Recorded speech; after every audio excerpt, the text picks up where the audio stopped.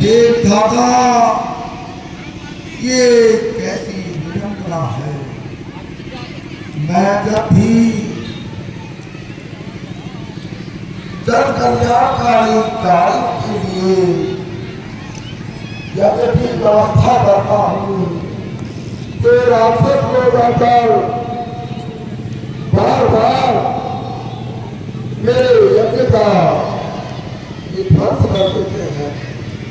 यदि मैं चाहूं तो इन सबको पल भर में समाप्त कर सकता हूं, लेकिन मैंने राजपाट त्यागने के बाद ये प्रतिज्ञा की थी कि मैं शस्त्र नहीं खाऊंगा। हाँ, याद आया,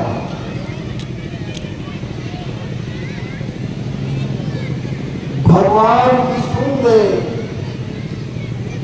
अपनी समस्त शक्तियों सहित अयोध्या नरेश दशरथ के यहाँ अवतार लिया। मुझे इस यज्ञ को पूर्ण करने के लिए राजा दशरथ के पास ही सहायता के लिए करना चाहिए, इससे मेरी प्रतिज्ञा भी भंग नहीं होगी और मुझे इन राक्षसों से छुटकारा भी मिल जाएगा और मेरा यज्ञ भी सफल संपूर्ण हो जाएगा। अभी जाकर के मुझे अयोध्या नरेश राजा दशरथ के पास चलना चाहिए और उनसे दो पुत्रों को इसके लिए लाना चाहिए। चलो विश्वामित्र, आज याचक बनकर अयोध्या नरेश दशरथ की तरफ चलते।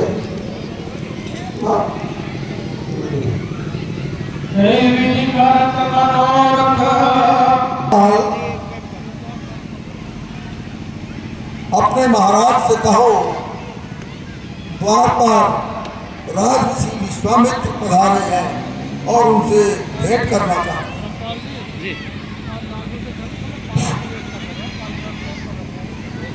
महाराज के चरणों में सुमंत का प्रणाम स्वीकारो। महाराज द्वार पर विश्वामित्र जी आपकी प्रतीक्षा कर रहे हैं, आपसे मिलना चाहते हैं और आपसे मिलना चाहते हैं। विश्वामित्र जी और हमारी नगरी में रुको सुमंत, ऐसे महान ऋषि को हम स्वयं लेने चलते हैं और भाग्य हमारे कि हमारी नगरी में आए। चलिए महाराज।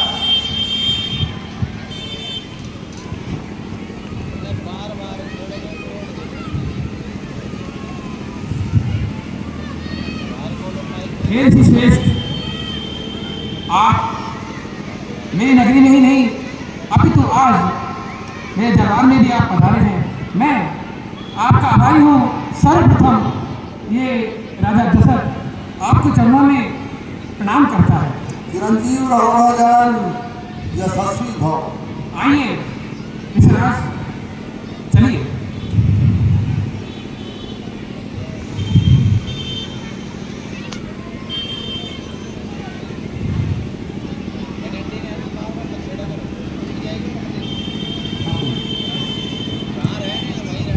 विश्वामित्र को लेकर राजा दशरथ दरबार में आए और उनसे उनका मनोरथ पूछने लगे कि आज आप कैसे हो।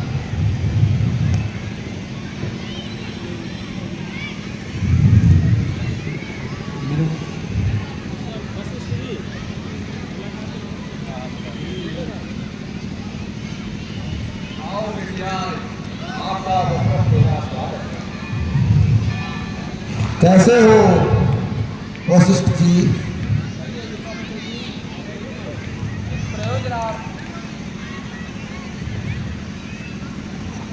कहिए विश्वामित्र जी, किस प्रयोजन आज यहाँ आपका आगमन हुआ? आप तो जानते हैं कि मैं अपने आश्रम पर जन कल्याण के लिए यज्ञ हवन करता रहता हूँ, लेकिन समय समय पर ये राक्षस उसे ध्वंस कर देते हैं। अब मैं इस विश्व के कल्याण के लिए एक महान यज्ञ का आयोजन करने जा रहा हूँ।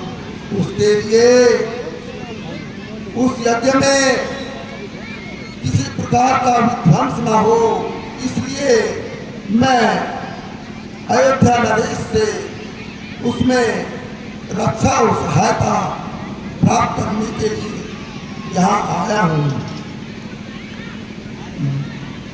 हे श्रेष्ठ, आप एक बार आज्ञा कीजिए, किस प्रकार मैं आपकी इस पीड़ा को हर सकता हूँ। बस आप एक बार अपनी जिह्वा से आदेश निकालिए, मैं सब प्रकार आपकी सेवा में हाजिर हूँ। हे राजन, मैं उस यज्ञ में आपकी सहायता के रूप में कुछ आपसे मांगने आए। मैं कुछ समझा नहीं रहा, आप क्या कहना चाहते हैं? समझ भी नहीं सकते राजन। आज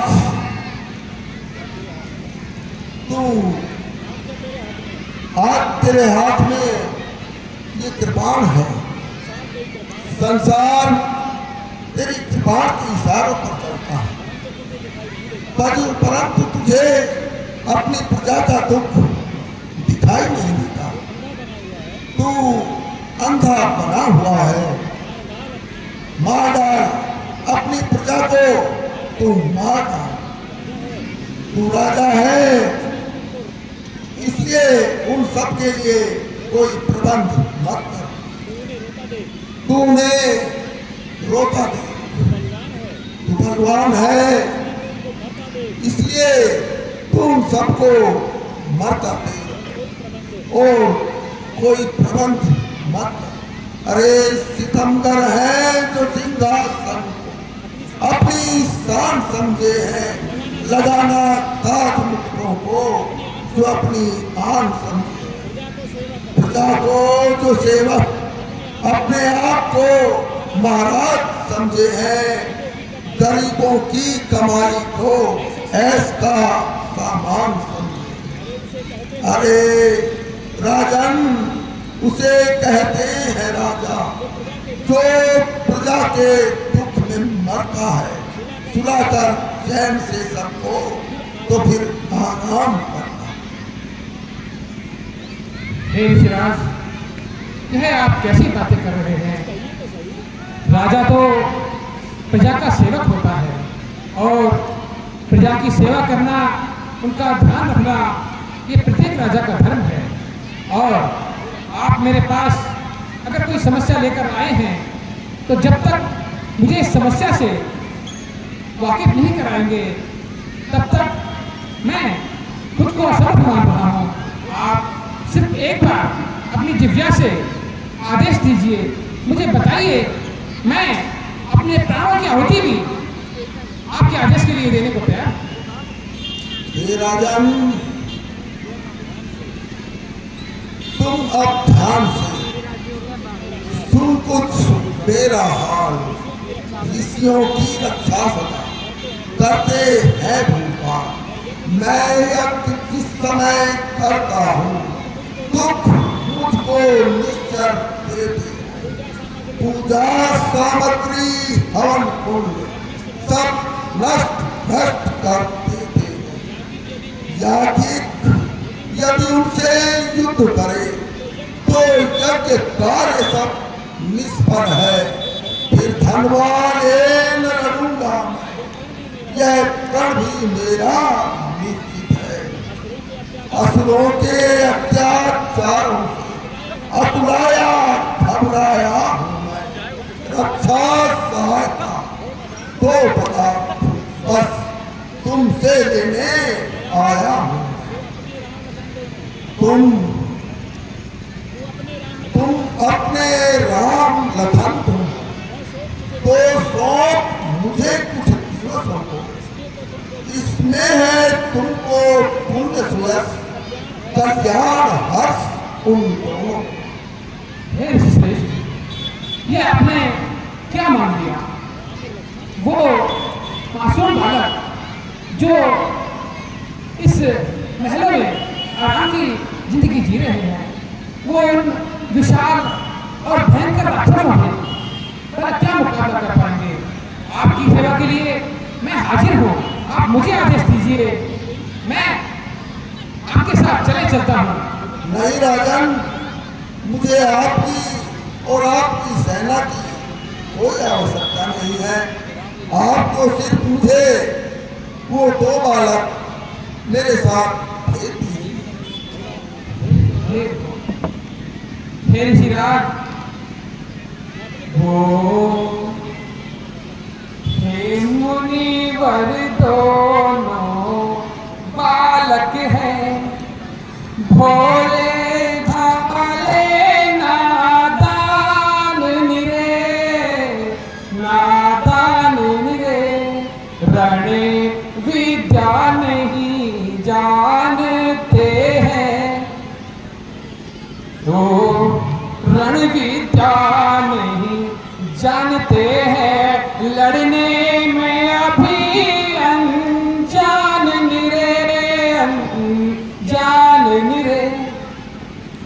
लो राजताज संपत सेना, देना मुझको दुश्वार नहीं, आज्ञा हो तो मैं चला चलूं, इसमें भी कुछ इनकार नहीं।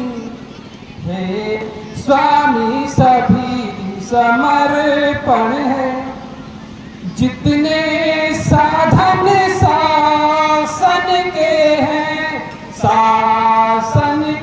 हैं, पर प्रभु विचार कर वचन कहो, चारों सुत चौथे पन के हैं, चौथे पन के हैं, वैसे तो चारों ही मेरी आंखों के ऐसे तारे हैं, लेकिन ये राम लखन दोनों प्राणों से मुझको प्यारे हैं।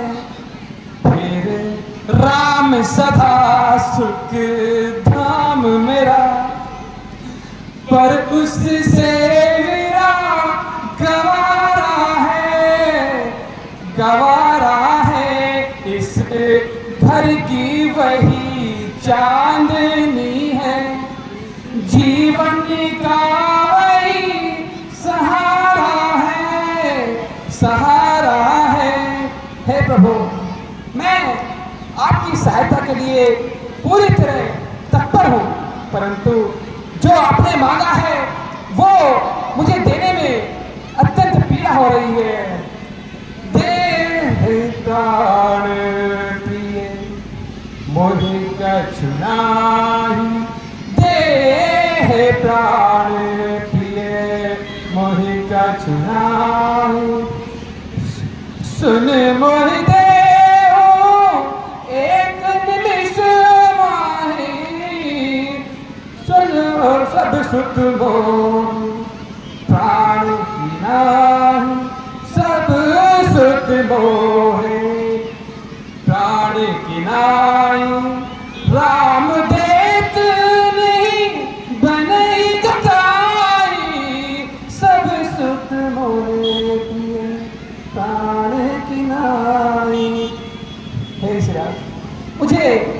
सब कुछ देना मंजूर है, बस उन नादान बालकों को तो रहने दीजिए, उन पर ये अत्याचार न कीजिए। मैं आपके चरणों में यही विनती करता हूँ, एक बार आप आदेश दीजिए। ये दशरथ स्वयं अपनी सारी चक्रवर्ती सेना को लेकर उन राक्षसों का संहार कर ही लौटेंगे। इससे पहले मैं अपनी अवध नगरी में अपना मुख नहीं दिखलाऊंगा। बस मेरी विनती को आप ध्यान रखिए, प्रभु स्वीकार कर लीजिए। राजन, आप बार बार ये कैसी बातें कर रहे हैं? ताल तूल अच्छी नहीं। अरे इस अवसर नाथ या तो साफ जवाब या कर दो मेरे साथ। राजन, आप स्वयं बड़े ज्ञानी और धीर गंभीर हैं। ये क्या कह रहे हैं कि राम देख नहीं बने ही गुजारे? ये आप जैसे राजा को शोभा नहीं देता। आप फिर से विचार ऋषिवर, मैं इस बात पर विचार कर रहा हूँ। बस मैं इतना ही कहूँगा आपसे कि जो आपने मांगा है वो मैं नहीं दे सकूँगा, परंतु एक राजा का कर्तव्य जो है मैं उस पर तत्पर हूँ और आपकी और अन्य ऋषि मुनियों की रक्षा करने के लिए मैं अभी आपके साथ चलने को पूरी तरह से तैयार हूँ। अच्छा राजन, मुझे तेरे पुत्रों पर मेरा कोई अधिकार नहीं है। क्या आप नहीं जानते जिस यज्ञ के कारण तुम्हें इन पुत्रों की उत्पत्ति हुई है, जिस यज्ञ से तुम्हें इन पुत्रों की प्राप्ति हुई है, तुम उसी यज्ञ की रक्षा करने में इतनी टाल मटोल कर रहे हो। चौथे पन में इतनी ममता। दशरथ तुम जैसे ज्ञान बच्चों की ममता है। क्या तुम्ही जवानी दीवानी फिर भी माया में रहता है। उपकार संत का करने में इतना विलंब, इतनी उलझन, कुछ दिन को उनको देने में इतनी बातें, इतनी अड़चन। यदि आज विष्णु से कहता मैं चल देता छोड़ गरुड़वाहन, शिव से आदेश यदि करता भूल जाता उनका किया। मांगी तो तुझसे यह था, इसका मुझको संताप हुआ, दुख हुआ। अरे दुख हुआ तुझे भी, मुझको भी इस पुण्य कार्य में पाप हुआ। अयोध्या नरेश, आज तूने रघुकुल की आन बान शान पर पट्टा लगा दिया है। अपने पुत्रों को अपने पास रख, मैं चलता हूँ। कभी तेरे पास सहायता के लिए नहीं आऊंगा। रुकिए,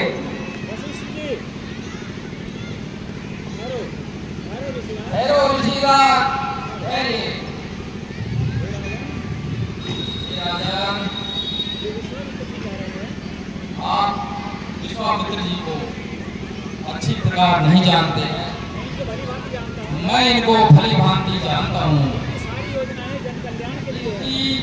जो सारी योजनाएं हैं जो जन कल्याण के लिए है, ये जो यज्ञ हवन करना चाहते हैं उसको सफल करने के लिए आपके पुत्रों की आवश्यकता है, तो आप दे दीजिए।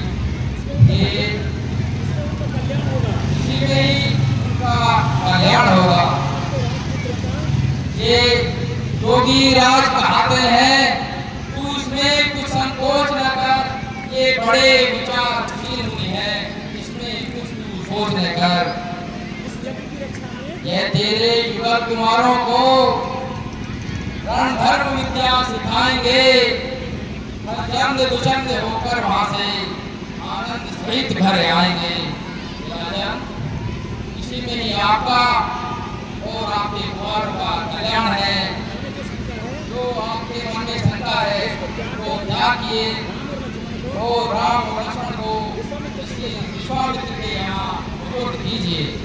हे गुरुश्रेष्ठ, अब जब आपने आज्ञा दे ही दी तो ये दशरथ क्या कर सकता है?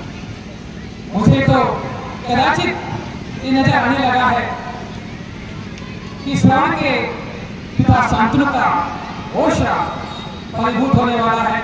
मुझे अपने पुत्रों के वियोग में प्राण त्यागने ही पड़ेंगे। ठीक है गुरुदेव, इसी श्रेष्ठ, मैं आप दोनों की आज्ञानुसार अपने पुत्रों को आपके संग भेज रहा हूँ। सुमंत, तुम शीघ्र जाओ और राम और लक्ष्मण को यहाँ लेकर आओ। जो आज्ञा महाराज।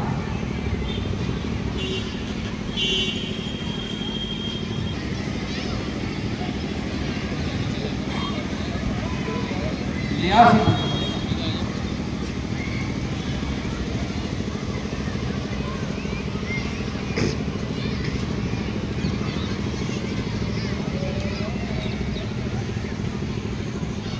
पिताश्री के चरणों में राम का प्रणाम स्वीकार हो।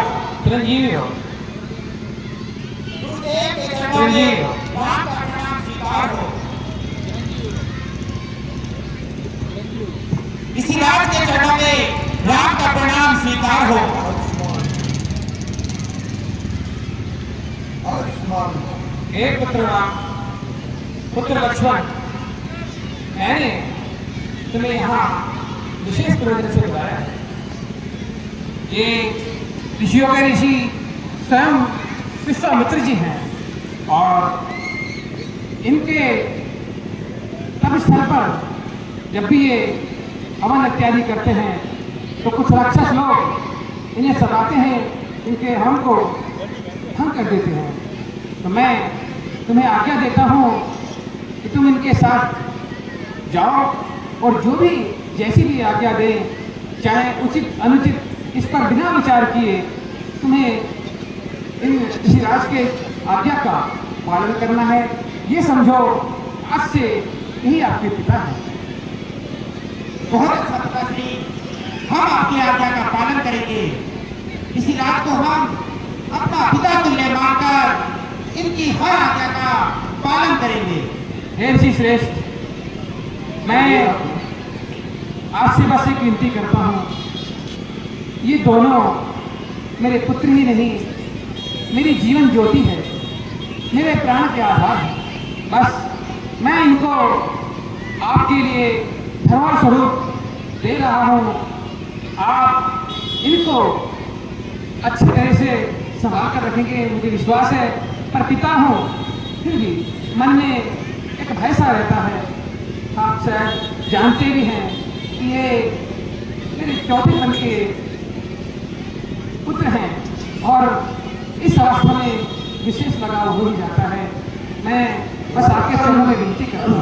आप किसी प्रकार की शंका और चिंता को अपने मन से हटा दीजिए। मैं इनको अब से भी बेहतर बनाकर मैं आपको लौटाऊंगा।